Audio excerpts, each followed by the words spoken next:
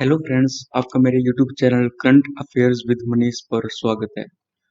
तो फ्रेंड्स, आज हम बात करेंगे आईएमएफ के बारे में, उनकी लेटेस्ट प्रोजेक्शन के बारे में।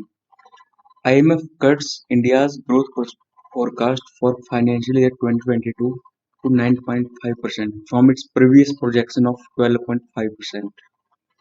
इसका सोर्स है इकोनॉमिक टाइम्स। तो दोस्तों, इस बार हम बात करेंगे कि आईएमएफ ने इंडिया की जो ग्रोथ फोरकास्ट है उसको 2021 अप्रैल 2021 से लेके 31 मार्च 2022 तक जो प्रोजेक्शन दी है लेटेस्ट, उसमें उसने कटौती की है।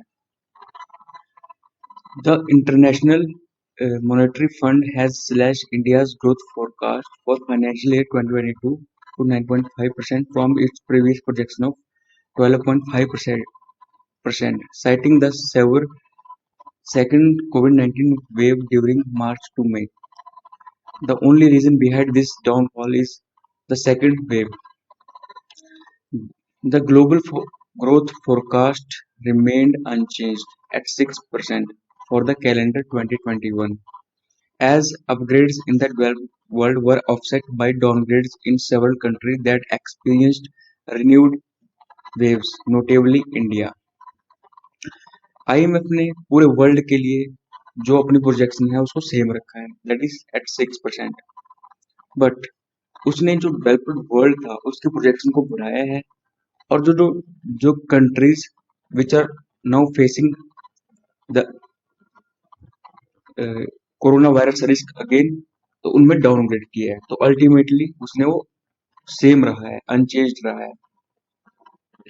Growth growth prospect is growth prospects in India have been downgraded following the severe second COVID wave during March to May, and expected slow recovery in confidence from that setback. The IMF said in its latest edition of World Economic Outlook released Tuesday.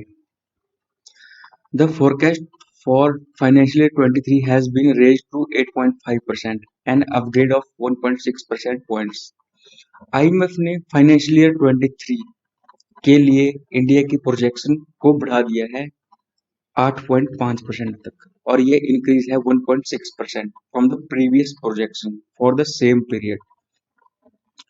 The report said fault lines were widened in the global recoveries as vaccine access split the world into two blocks, with those having access likely to see further normalization of activity, while others may face resurgent infections and death. जैसे हमें पता है, पूरा world इस time दो parts में है, जिनके पास वैक्सीन की एक्सेस है, अच्छी एक्सेस है, और जिनके पास एक्सेस नहीं है। जिनके पास अच्छी एक्सेस है, जो अपने सिटीजन्स को वैक्सीनेटेड कर रहे हैं, तो उनकी जो इकोनॉमिक एक्टिविटी में नॉर्मलेसी है वो जल्दी आ रही है as compare to those who have less access to the vaccine. So the advanced economies like G7 countries which have achieved high vaccination rates are now likely to grow 5.6% in 2021, a half a percentage point increase from April forecast. According IMF ने बोला है, जो advanced economies हैं जहां पे vaccination rates high हैं, उनकी जो इकोनॉमी है वो 5.6% से ग्रो करेगी 2021 में, और उन्होंने इसको अपग्रेड किया है. The US growth is now seen at 7% compared with 6.4% earlier. जैसे हमें पता है यूएसए ने अपनी मोस्ट ऑफ द पॉपुलेशन को वैक्सीनेटेड कर दिया है, तो उन्होंने अपनी यूएस की ग्रोथ को 7% के प्रोजेक्शन दी है, जो कि पिछली बार 6.4% थी.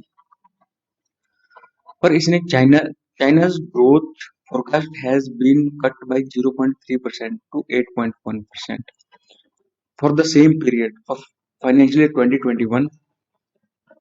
चाइना की ग्रोथ को उन्होंने प्रोजेक्शन कट किया है और बोला है कि China will grow with 8.1%.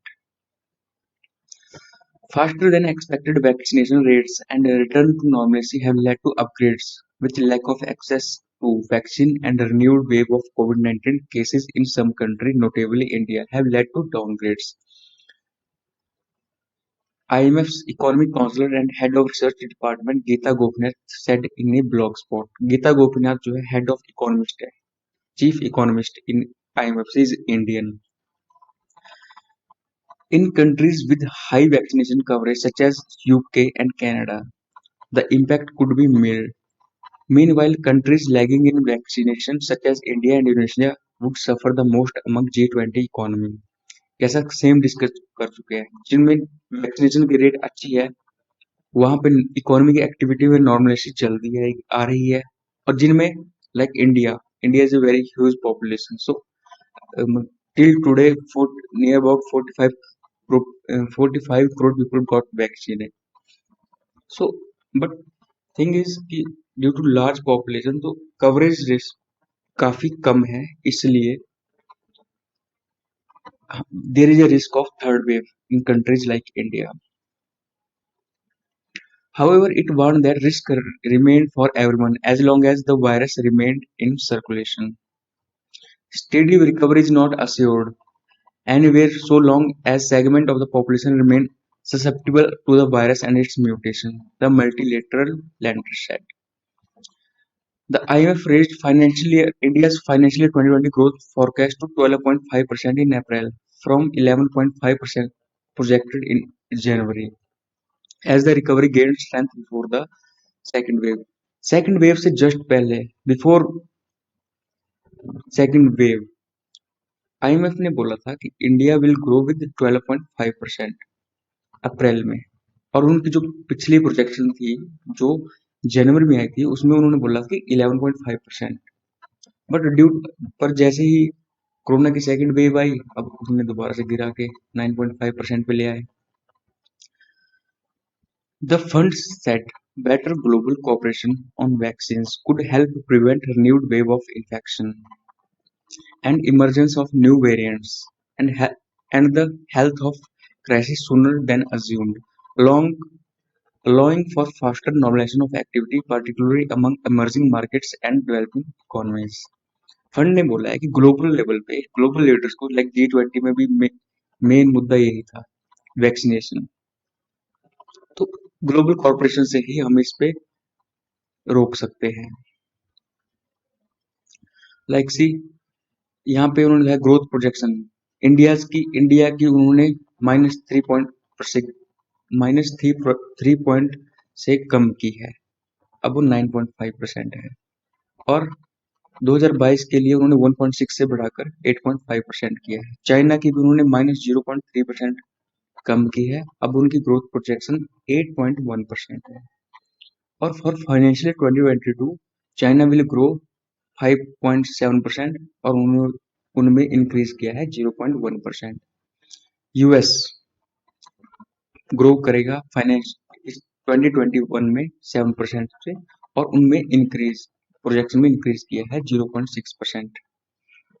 And same with 4.9% उसमें भी इंक्रीज किया है फॉर फाइनेंशियल 2022 विथ 1.4%. और ओवरऑल वर्ल्ड ग्रो करेगा 6% से 2021 में, और 2022 में वर्ल्ड ग्रो करेगा, वर्ल्ड की इकोनॉमी ग्रो करेगी 4.90% से. अब अगला कंसर्न राइजिंग प्राइस प्रेशर, महंगाई, inflation. The IMF flagged that recent price pressure, which reflected unusual pandemic-related developments and transitory supply demands, but said it was expected to return to its pre-pandemic range in most countries in 2022. Look, पूरा world महंगाई बढ़ रही है पूरे world में. इसके दो reason है. One is pent up demand and second is breakout in supply chain. High inflation has emerged as a key concern for global financial market as it could force central bank to tighten monetary policy. अब central bank के पास जो tool है to control the inflation is to वो होता है policy rates को बढ़ाना. तो अगर पॉलिसी रेट को बढ़ाते हैं तो ये इकोनॉमी के लिए डेंजर होता है, क्योंकि उससे लोन वगैरह महंगे हो जाएंगे, तो अगेन ये इकोनॉमी के लिए दिक्कत है. ऑलरेडी जो इकोनॉमी इतनी स्लो डाउन हुआ है. So it's a dilemma kind of situation. It said Elevation inflation was expected in some emerging market and developing economies, related in part to high food prices, and urged central banks to generally look through transitory inflation pressure and avoid tightening under until there is a more clarity on the underlying price dynamics. According to IMF ने बोला है, inflation को control करने के लिए और भी कई रास्ते हैं। सो सेंट्रल बैंक से को उन्होंने अर्ज किया है कि अभी तक अवॉइड ये करें to increase the repo rates और पॉलिसी रेट्स, बिकॉज वो तो इकोनॉमी के लिए अच्छा नहीं माना जाता और खासकर फाइनेंशियल मार्केट के हिसाब से। Clear communications from central bank on the outlook for monetary policy will be key to shaping inflation expectation and safeguarding against premature tightening of financial conditions. There should be clear communication between central banks, as uh, like we discussed this earlier. It said there was a risk of these transitory pressure becoming more persistent, and central bank may need to take preemptive action. Mainly यही है कि inflation को रोकने के लिए कुछ नए innovative step लेने पड़ेंगे, rather than कि सेंट्रल बैंक रेपो रेट को इंक्रीज करे, because that is not a solution इस टाइम पे। Commodity prices are expected to increase at a significantly faster than assumed in the April 2021 WO.